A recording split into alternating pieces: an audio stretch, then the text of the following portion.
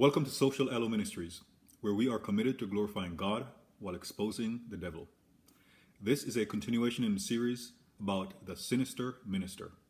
In particular, how ministers block your blessings and keep you in bondage. If you're in a church where at least the minister, the pastor, believes in the prophetic and allows people to prophesy in the church, it may seem great that that pastor allows it, but that pastor will tell you that you are not allowed to receive a prophetic word outside of church. Sure, it is written that let two or three prophesy and another judge within a church.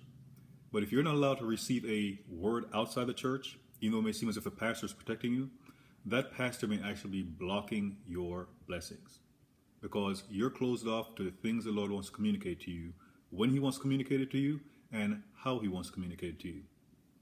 I'm going to give you two examples of a prophetic encounter that did not occur inside the walls of a church.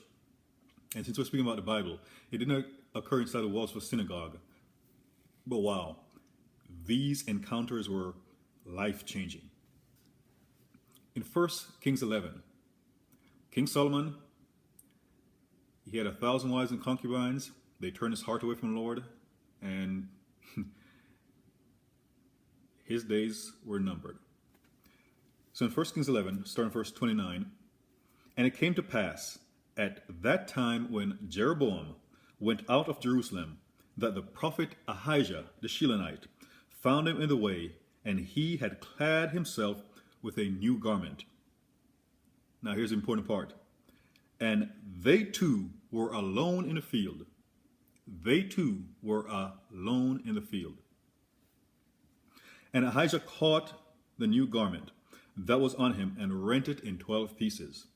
And he said to Jeroboam, take thee 10 pieces, for thus saith the Lord, the God of Israel, behold, I will rend the kingdom out of the hand of Solomon, and will give thee 10 tribes. Or correction, will give 10 tribes to thee. But he shall have one for the tribe of my servant David's sake, and for Jerusalem's sake, the city which I have chosen out of all the tribes of Israel. So when the pastor is telling you that you're not allowed to receive a prophetic word unless it's inside the church, and the pastor may mention that it's because they want others around to be able to judge. Again, the Lord is God. He can send anyone to you at any point in time to communicate a message. In 1 John 4:1, we're told to test the spirits because not every spirit is of God. It is also an individual responsibility to test the spirit. It is also written that we should study to show ourselves approved. Be able to rightly divide scriptures. We have to have the Holy Spirit inside of us, guiding us, leading us to scriptures to help test the spirits. You can receive a prophetic word anywhere the Lord chooses to send it to you. You can take it to others and have them judge it. But it's something you should be able to do for yourselves. Jeroboam, if he had said, no, I don't want to hear anything, I need to go away and we need to do this in front of the rabbi, he may have missed it. It clearly states they were alone in the field. Alone. And Jeroboam received a prophetic word that changed his life. He was going to receive 10 of the tribes of Israel. There's also a New Testament example of an encounter outside the synagogue. And it happened at a well with Jesus and a Samaritan. And it's kind of like, can the Lord meet you at the well? Can he meet you outside the church? Are you open to having an encounter with the Lord anywhere he wants to present himself, so to speak?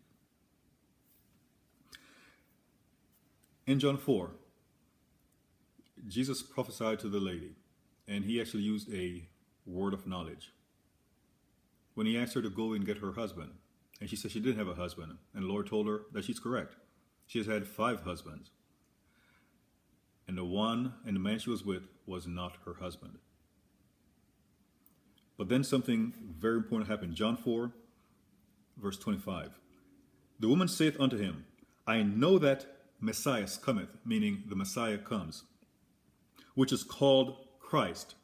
When he is come, he will tell us all things. Jesus saith unto her, I that speak unto thee am he. The Lord told her in that one-on-one conversation that he was the Messiah. It caused the lady to leave her water pot behind, run to her village to tell everyone that she had an encounter with the Lord. And they later had an encounter with Messiah, Jesus. But initially, they were alone. There was no rabbi around. Even though Jesus is the rabbi, but there was no other person around. So it's a one-on-one experience. There are times when a minister will use the term sheep and take it too far. They treat members of a congregation, quite frankly, like they're dumb sheep. Rather than preparing you to walk with the Lord, they prepare you to simply follow them.